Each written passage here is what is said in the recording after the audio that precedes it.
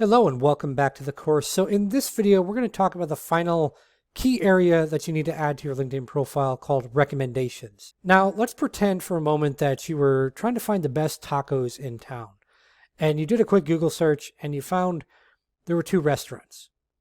One restaurant, the website looked great, the pictures were great, the food looked really, really good, but there was no reviews online of that restaurant. And you're wondering to yourself, did anyone ever go there? And if no one's gone there, why haven't they gone there yet? And then you find a second restaurant. And this restaurant has a nice website. Pictures are decent as well of the food.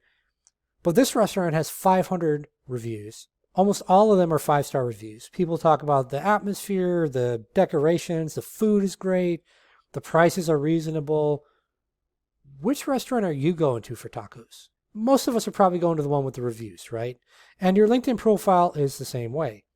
When someone's looking at your profile, there's going to be that final question. They're going to look through, they're going to see your skills, they're going to say, okay, this person looks really, really good. What do others have to say about them? Now, back in the olden days, we would have to fill out that as part of the application process. Here's references you can reach out to, etc.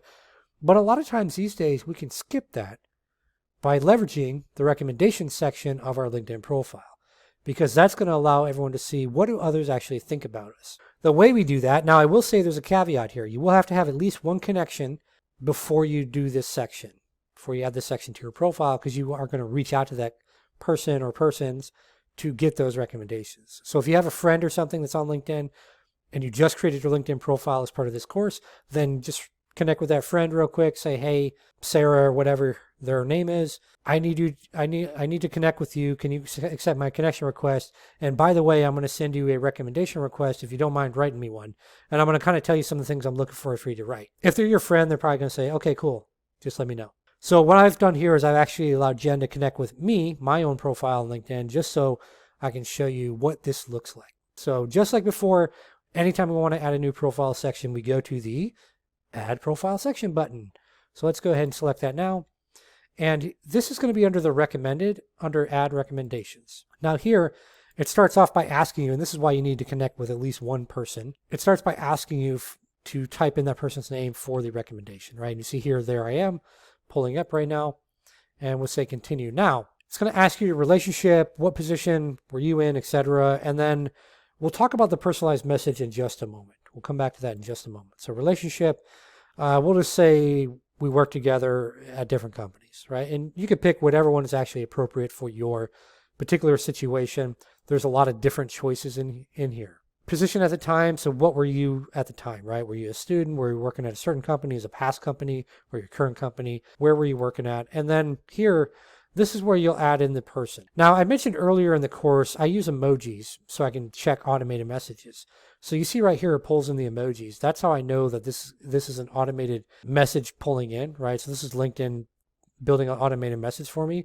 So I like to always remove that. If I see that, if I'm sending a recommendation request to someone that's got emoticons in their profile name like I do, I remove those, right? So it looks like I actually typed it. And then instead of just saying, would you write me a recommendation? That's so vague. If I get this message, I'm not going to write the recommendation because I don't know what you want. So the more you can help someone know what you want them to write a recommendation about, the better off it's going to be, the more likely they are to do that, because people just need a little bit of guidance on what you're looking for. So I would just say here like, hi, would you write me a recommendation about the projects that we worked on? And I'm going to change this a little bit. Would you please? So it's always good to use like please and thank you and stuff. A lot of people don't do that these days. So the more you do stuff like that, the little things in life, the more people are willing to help you out. It's weird how that works, but it's human psychology. So would you please write me a recommendation about the projects we worked on together? And you can get more specific. This is just for the purposes of this video. So that's all I have to do. Now I just send it off. All right, so I've sent the recommendation request to myself from Jen's account, and I just went in and actually wrote a simple recommendation. It's really just mentioning this as a fake account, but it will send you a message once someone writes that recommendation back to you, right? So you'll get an inbox message. Usually if you're logged in, it'll pop it up for you, but you can also click on your messages here.